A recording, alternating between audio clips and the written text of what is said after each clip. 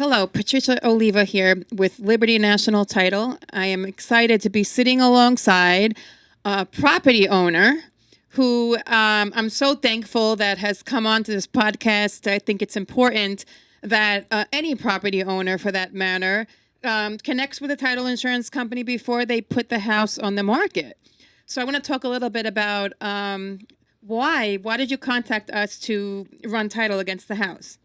Because I was under the impression that anytime you're going to sell your properties, you should make sure there's no liens, because you can get all the way through a process and not realize you have a lien on the house, and that can mess up your closing date or anything like that. I just thought that's what I had to do. Amazing. Or should do. I would have done it anyway. Amazing. Yeah, so let's talk a little bit about the liens. A lien is a judgment that could be attached to the house, or a lien is a mortgage against the property that maybe was paid off, but it's still showing open of record. Or a lien could be a medical bill attached to the property, or anything for that matter. Sometimes in error, liens get filed against the wrong property. So we like to just double check to make sure the property is clear to close. Mm-hmm. And it's great. Now you can let buyers know, like, hey, my house stands out from the rest because my house was checked and it's clear. Let's talk a little bit about the property itself. Where is the property located? In Northport, New York. Northport. How long have you been living there? 10 years. 10 years. What's the school district in Northport? Northport East Northport School District. Great schools. Yes. How many bedrooms, bathrooms? I have a 5-bedroom, 3.5 bath. Nice. And how big is the property? I have almost 2 acres. So it is horse property. So if anybody wanted to, horses, they could have horses on the property. Wow. I love it. It's easy access to the parkways. I'm right in town. Town is beautiful. The school district is great. I just love Northport. I've been living in Northport for the last 30 years. Wow. I lived in a different home. I moved in here 10 years ago. And now you're still going to stay in Northport, so it says a lot about what the property's value should be. Right. How soon are you looking to get the house sold?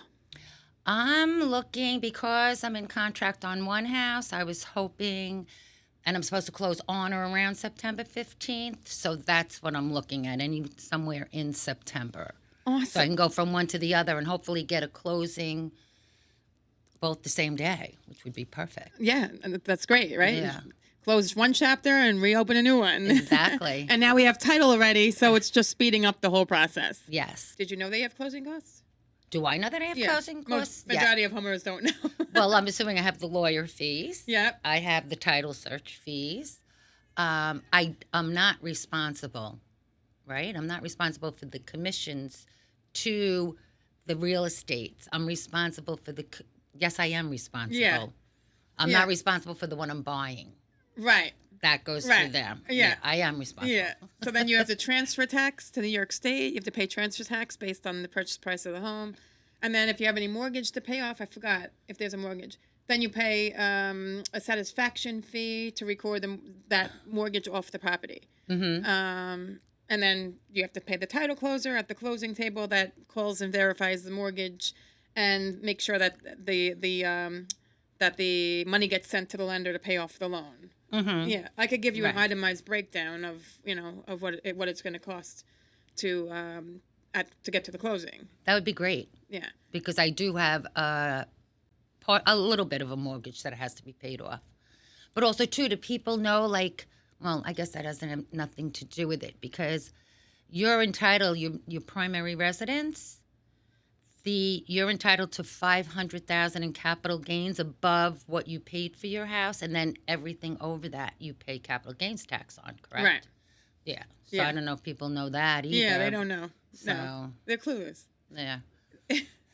No, but that's good, because a lot of people don't know that. I was telling my sister, because so many houses now, East Northport, they're crazily priced, and they're selling. Like, they're on the market not that long. I know. And there's bidding This one's wars gonna sell going fast. on. Yep. So my sister's like, oh, well, I only paid X amount of dollars for my house, and if we sell it, because the house around the corner went for this amount, I go, Janine, you don't seem to understand. If you paid $100,000, the house around the corner went for $9,000. I said, you got to still pay capital gains on 400,000 because you're only allowed the initial purchase price plus 500. She goes, oh, I didn't know that. And I said, yeah. I said, I know. Well, I've lived a couple of places, so Right. I kind of get it. Well, I'm trying to get my other house as a primary residence because with a married couple can only have one primary residence. Can't have two. But Why? Who says married couples can't live in separate houses? well, I had a business out in Hampton Bay, out in the Hamptons. We have a house because we had a business in Sag Harbor. Right. So my husband lived in not Sag Harbor, Hampton Bay the majority of the time. So why can't that be considered a primary residence for him? But because you're married, you can only have one primary residence. And I said, well, that's ridiculous. But I'm looking into it because I started Googling and Right. stuff. So there is a possibility we could get around that. So, but we haven't put that one on, we didn't list that yet on the market. We're going to get rid of both Oh, wow. houses. So, yeah. You're going to list that with the same agent? I don't know what I'm going to do with it yet. I guess I have a know? great Hamptons agent if you need one. Do you? Yeah. Oh, good. That's to all she know. does is the Hamptons. Yeah, because I was going to do the guy that was doing my house, give him to my ex-husband, actually. But he said he'd rather deal with somebody from the Hamptons that knows the area. So he's going to do that instead. Yeah. But I don't know. I have to sell this one, then we go to that one. And then I have my mother's. I'm like, all these houses. Oh, my God. It's a good Tons thing. of stuff to It's clear a good out. thing, right? A good problem to have. I guess so. Yeah. What a homeowner would say is, well, I'm selling the house. I don't work with title when I'm selling the house. Like, that's one mindset of a homeowner. Is that's the buyer orders the title, and the title gets taken care of by the buyer.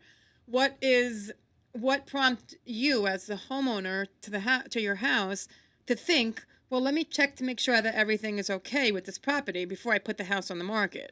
Well, I was, first of all, under the impression you had to do that. And second of all, it was a red light ticket.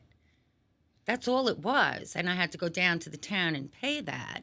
And now there's no liens on the house. But had that come up at closing or whatever, a couple of weeks before closing, then it would have stalled the closing date because now you have to go and you got to clear it up. Right. So, it's great that what we try to do is raise awareness to all property owners is that before you put the house on the market, you have to make sure that there's no liens that could cloud you from, getting to the closing table when you're looking to get to the closing table. Did we check the survey to your house? I don't recall. I have a survey, but I gave it to somebody. He said it is the survey to make sure there's no encroachments or whatever. But the property's been the same since I bought it 10 years ago. Has there been any fences taken down by the next door neighbors, put back up? Nobody's moved anything along the property lines? No. Okay. Nobody's moved anything. Because we always like to make sure that if we send a surveyor out to the property to re-inspect the property lines. Because we don't want you to go to contract to find out that there's a property line issue and then you have to take something down. And, so we always like to get ahead of everything that could possibly come up after the contract signed.